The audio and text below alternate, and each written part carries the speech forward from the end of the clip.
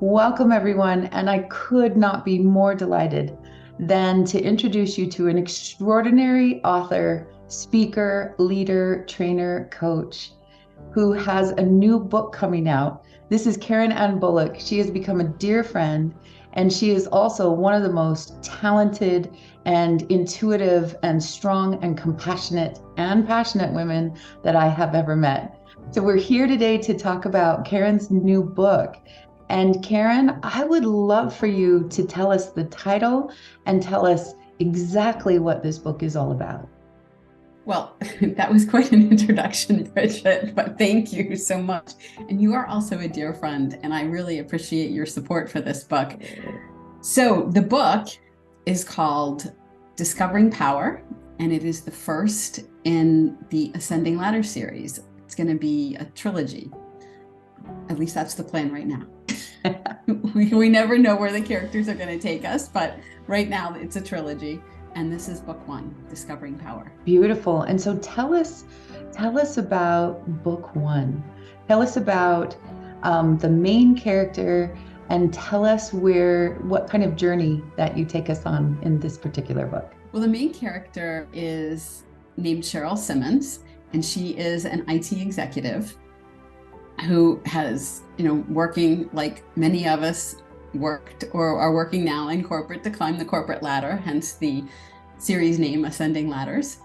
And she experiences a crisis of conscience in her works. Something happens. And actually what happens is very timely in today's environment because it's actually a bunch of layoffs that happen. And she has a really hard time with the way it goes down, the way her staff reacts, the way she feels about things.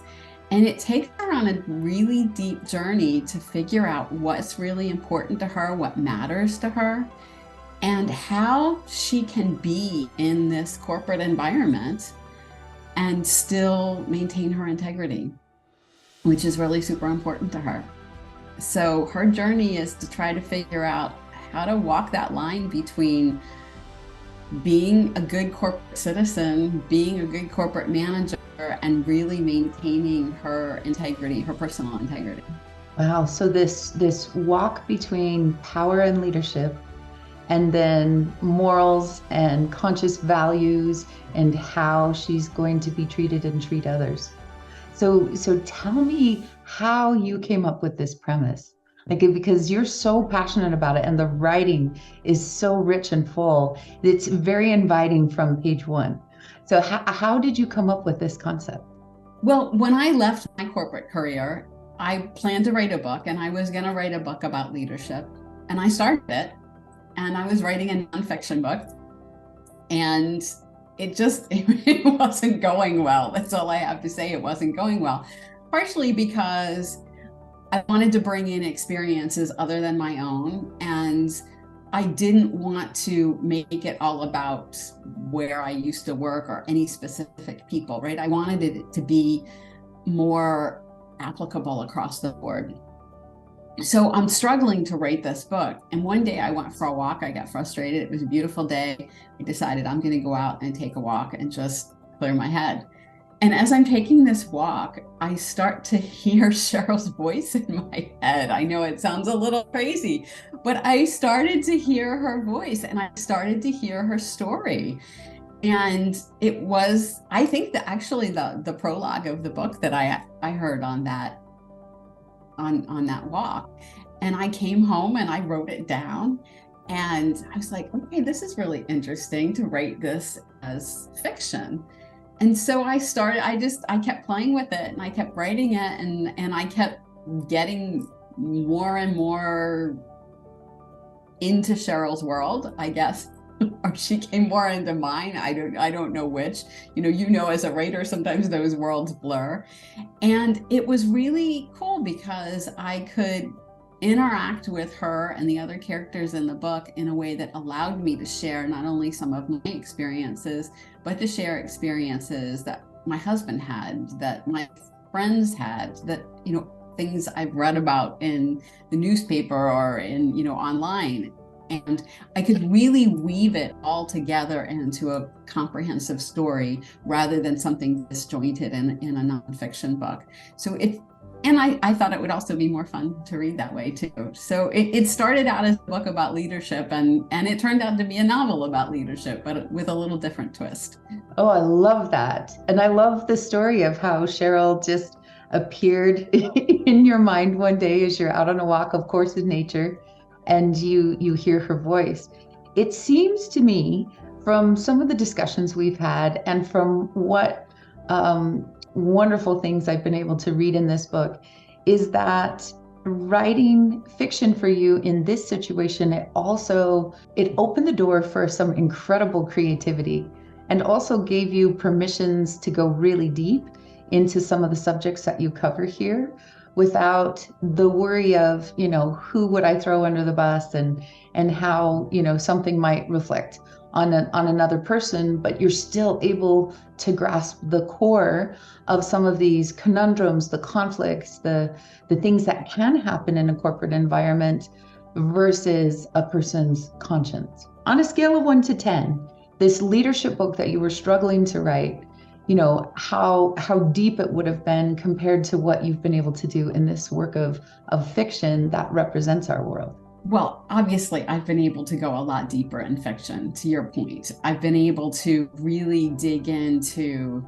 people's feelings, people's reactions, people's internal struggles, because we all have those internal struggles as employees that sometimes don't even get talked about. Particularly, they don't get talked about in the workplace. Sometimes they'll get talked about in private, but sometimes there's not even any outlet for some of those feelings that come up when we're struggling with something that's going on in the workplace.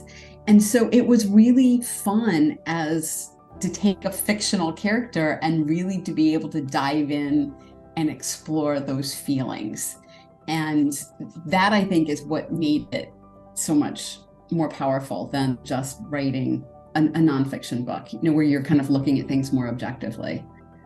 Mm-hmm. And it's really beautiful that you have the power to do both.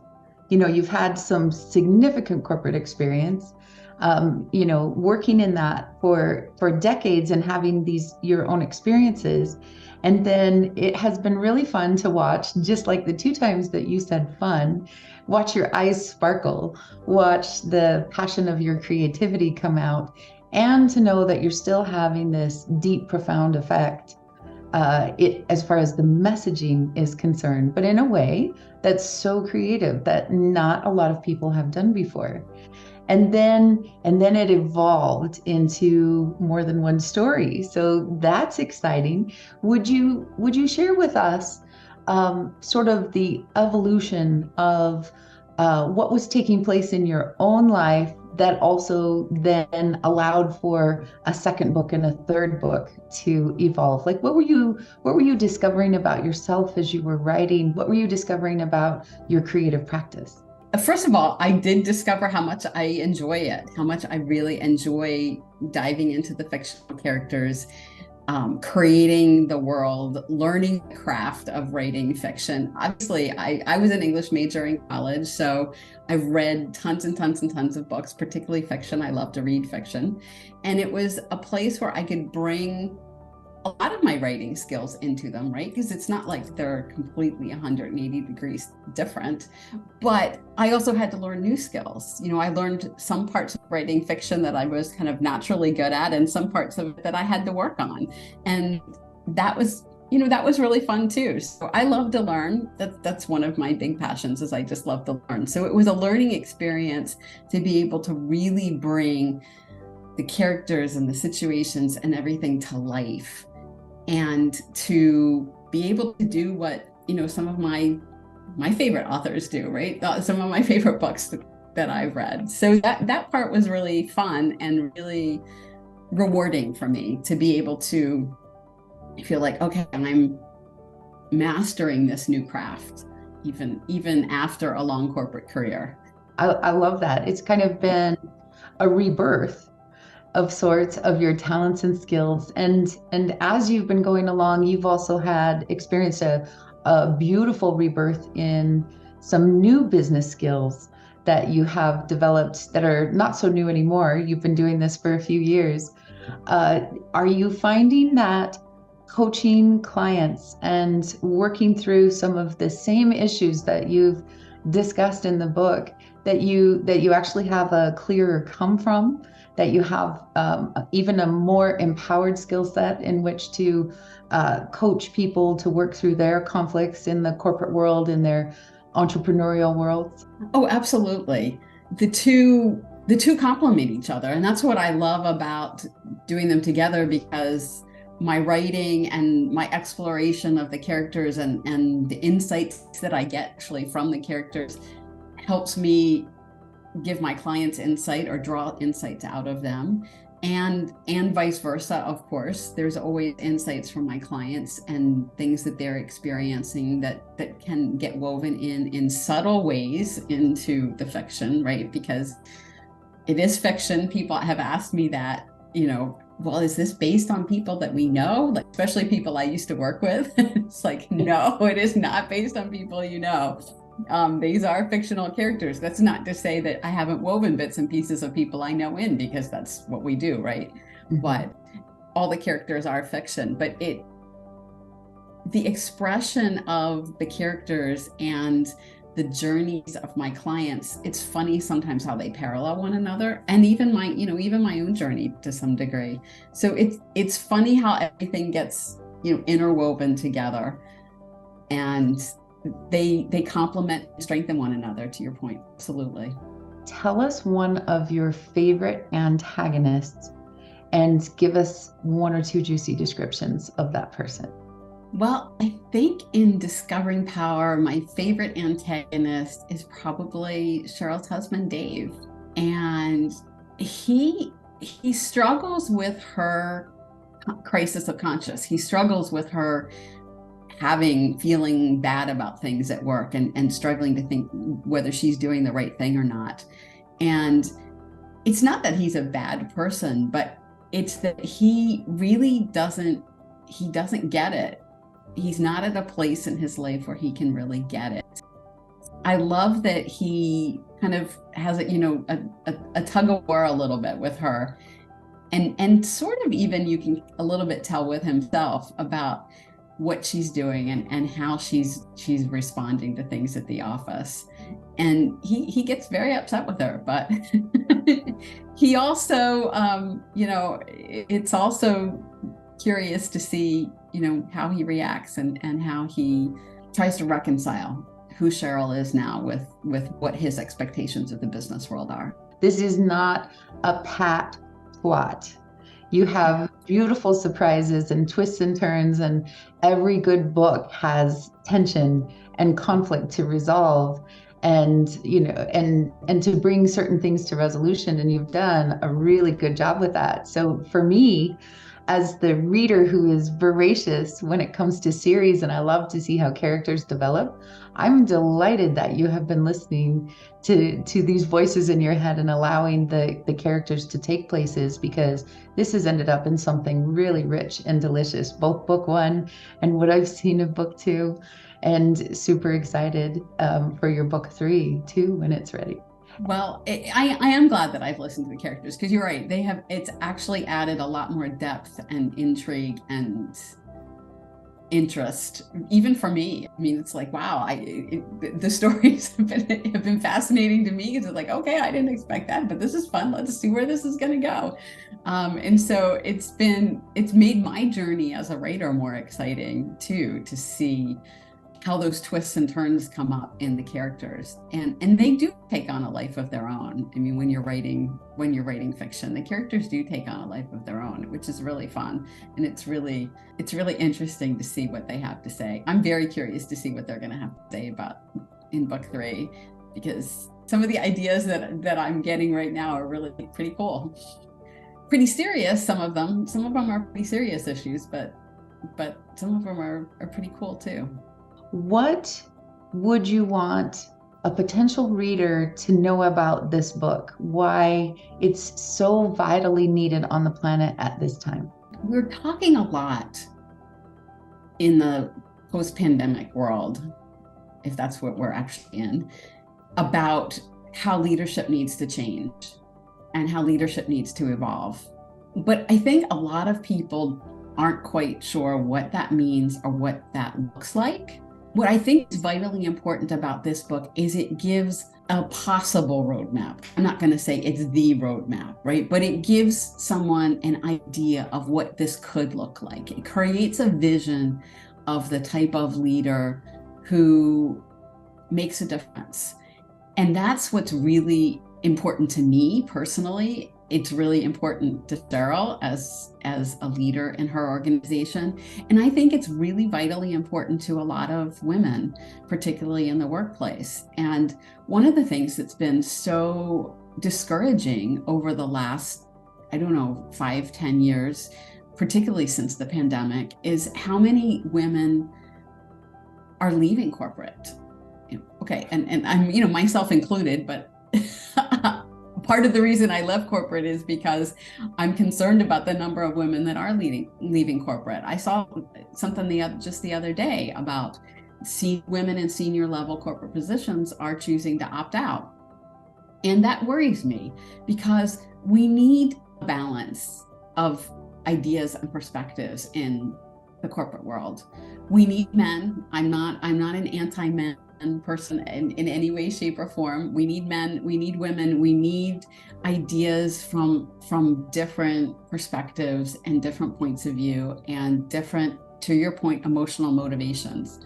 And I want to inspire women to make the difference that they can make, to use all those skills and talents that you talked about earlier. That one of the things that I'm doing now in my life is using skills and talents that I haven't been able to use before. And that was one of my reasons for leaving corporate. But a lot of people can use their skills and talents in the corporate environment, and they're needed in the corporate environment. And I hate to see so many women opting out, although I do understand why they're doing it. So I guess one of the reasons I wanted to write this book, and one of the things that I want Sheryl to inspire people, particularly women, to do, is take a look at leadership from a little bit different perspective. Take a look at what Sheryl was able to do. Yes, it's in a fictional environment, but it's not outside of the realm of possibility. And to say, hey, maybe I can do things differently. And this gives some ideas about how to do things differently in the workplace. That's what's really on my heart about this is, creating a safe space. I mean, Sheryl has a friend in the books that creates a safe space for her, but she doesn't have many safe spaces, right? It's just the friends. I know I crave that, and I had some of that with some of my friends when I was in corporate, but I craved it even more. And I know a lot of women are hurting, and I know they're struggling, and I really want to, I want to support that, because I am, to your point, I'm very passionate about making the biggest contribution I can, and using all my skills and talents and making that contribution. And I'm also very passionate about other people doing it too, because this world needs all of us at our best. I would love for you to sign up for information about Discovering Power or the other books in the Ascending Ladder series at ascendingladders.com. There's a quick sign up form, and that way you get all the information about the books, the new book releases, and anything activities that are related to the books. You can also reach me at my website, which is daringtotranscend.com, because that's the name of my company, Daring to Transcend. So I would love for you to come check it out. I have blogs and other information on the website. You can also contact me from there, or reach out to me on LinkedIn. And that's Karen Ann Bulluck with 2 U's, Bulluck. And I would love to connect with you there. That's my primary social media. So any of those 3 ways to get in touch with me, I would love to hear from you.